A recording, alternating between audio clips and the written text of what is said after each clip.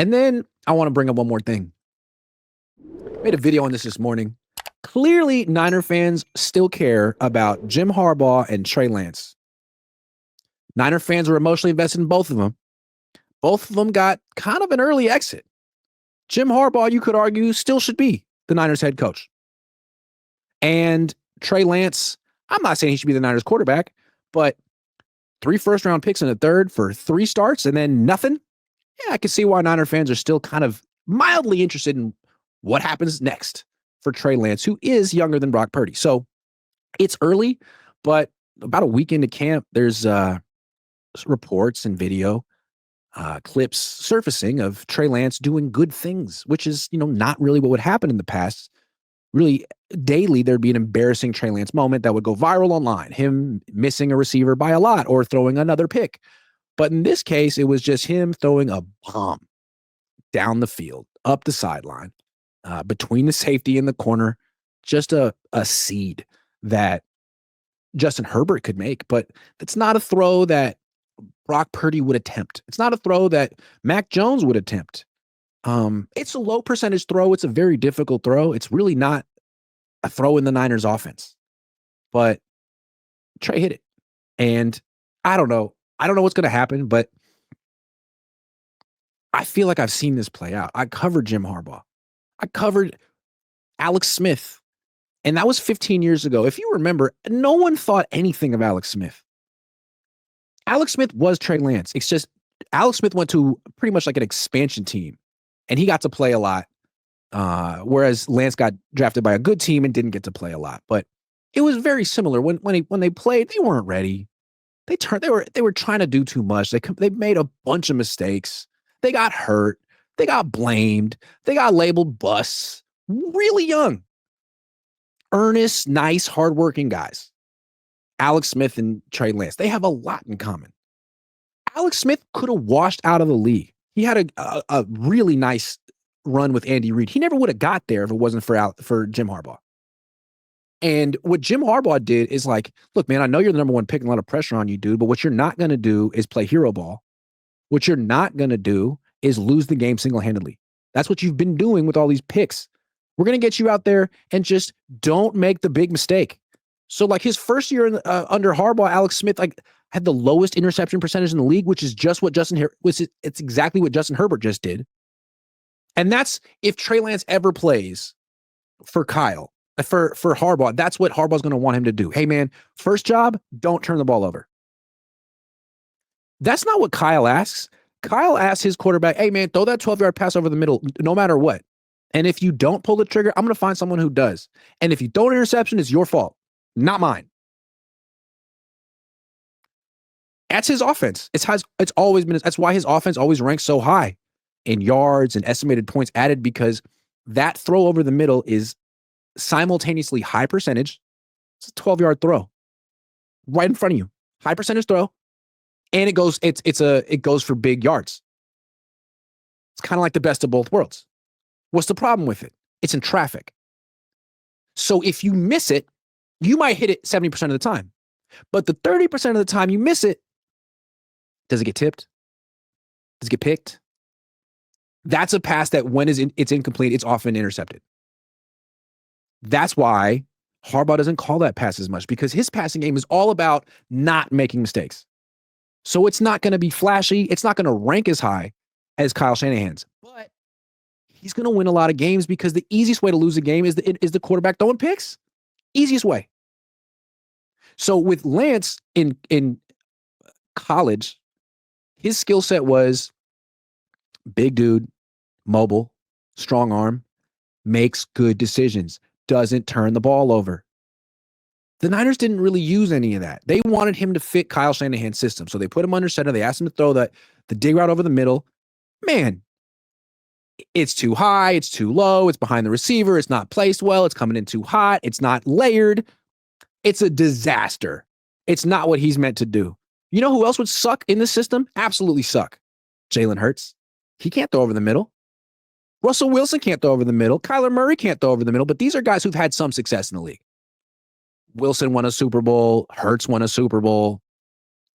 You can win with a quarterback who can run, throw short, throw outside the numbers, and throw deep. That's Lance. Well, theoretically, we don't really know what Lance is. But that's what he could have been, should have been, but that's never what the Niners wanted him to be. They wanted him to be Matt Ryan or whatever. The next Kyle Shanahan scheme quarterback. There was nothing. I mean, they had some runs for him, but there was nothing inherent to the passing game that was Trey Lance specific. So anyway, it's good that the Niners have Brock. It's good that the Niners have Mac Jones. They're great fits for Kyle Shanahan's offense. It's good that Trey Lance is with Harbaugh. He's a great fit for what Harbaugh wants to do. He can absolutely protect the football, run, and throw downfield. That's the Jalen Hurts formula. That's what Hurts does. It can work. So I'm encouraged. I feel like, I don't know. Do you guys care about Lance anymore? I feel like I kind of do still. And it would be nice to see him do well, because it's not like he wasn't Jamarcus Russell or Johnny Manziel. He wasn't a bust because he didn't take it seriously. He got drafted to the wrong situation on a team that wanted Jimmy Garoppolo to still be their quarterback, that didn't want to change their system. I mean, Juszczyk doesn't want to change this. Kittle doesn't want all of a sudden. What was the first thing Juszczyk said when Trey Lance got hurt? Well, we're back to Niner football. Lance never had a chance. They had to actually change their system and their philosophy, and their own players didn't want to do that, let alone the coach. But Harbaugh isn't going to have to change his system. His system is tailor-made for a guy who's big, mobile, and cautious and strong arm. One thing people may not remember about Colin Kaepernick as well, he did not turn the ball over. That is one thing. Not only does Harbaugh not tolerate it, like he eradicates. It's not going to happen. You're not going to be his quarterback and turn the ball over a bunch. And that's a big reason why he wins so much. Whereas Kyle, he's up and down. Some years he's great. Some years he's not. How were the Niners like 4th in yards gained last year and 13th in points? Well, turnovers. How are they 4th in yards gained last year and he only won 6 games? Well, turnovers. It's a high-risk passing game. Always has been, which is why he wins when he runs the ball a lot and very well. So, yeah, Jim Harbaugh, Trey Lance. Watch. And they're going to play the Niners in the preseason this year. That'll be interesting. There is a chance that we could see Lance versus the Niners and Jimmy versus the Niners. If there's one thing I'm asking the football gods is once, before Jimmy retires and before Kyle leaves his team, could we please get a Jimmy versus Kyle game one time? I'm not asking Matthew Stafford to get hurt. Maybe he'll retire. Maybe he'll take a week off. I just want to see Jimmy versus Brock, Jimmy versus Kyle one time for the culture. I would like it. I think everyone would like it. Also, did you guys see that clip of Jimmy Garoppolo throwing a nice deep pass with like arc and trajectory to Davante Adams? Like, since when? Where did that come from? It's incredible how quarterbacks go to other teams with other coaches and actually improve and add to their game. When was the last time you saw a Niners quarterback improve and add to their game here?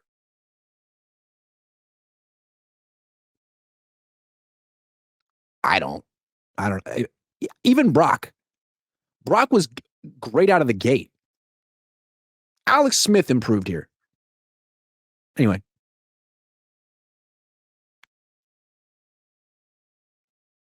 I love Purdy, though. Big Purdy guy. It's just bizarre watching Mac Jones on the field as a backup when he could have been here the whole time. And now Trey Lance is with Jim Harbaugh. That's kind of like the 49ers cast-offs down in LA. Interesting. You think they talk about the Niners, Harbaugh and Lance? They trade stories? Like, hey, let me tell you about Jed. Oh, man, let me tell you about. Or maybe Harbaugh's like, hey, tell me something about Kyle. Tell me something about Kyle. And he's like, all right. Do you think that Harbaugh secretly dislikes Kyle?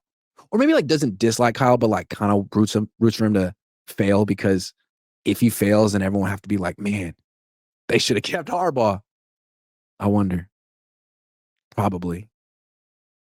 Do you think that's part of the reason that Harbaugh brought in Lance? Like, oh, Niners screwed him over. Nothing would make me happier than to make them feel dumb. Hey, Jed, you know that coach that you replaced me with? You know how you think you don't need me anymore and that you made the right decision? You ended up with the right guy. Well, you know that quarterback that you gave that you spent all those picks on, you didn't know what to do with? Well, look what I did.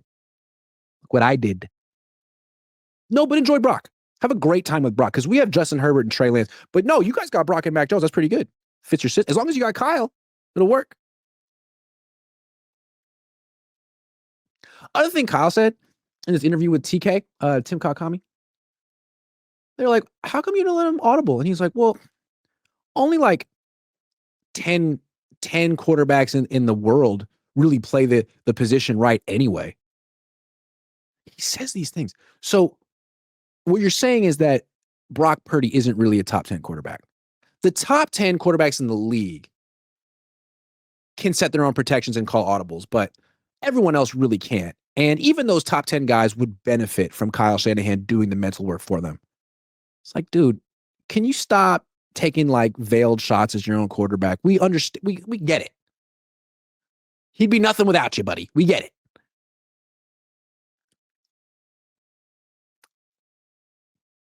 I think Brock Purdy should just lead a 2-minute drive, no huddle on his own. Just turn off. Can you turn off the radio? Just like turn it off. Like, I can't hear you, man. I don't know. I don't know what's up. And just start calling plays. I'm like, I make 3 times what you make. What are you going to do about it, Kyle? You going to tell Jed? You going to tell on me? You going to snitch that I was calling my own plays? Good. Tell him. I want him to know. I want everyone to know I'm calling plays now. It's my team. $53 million a year, Kyle. You'll never make $53 million a year. I am so much more important than you. I'm calling the plays. I want to see. Just do it, Brock. You have the license.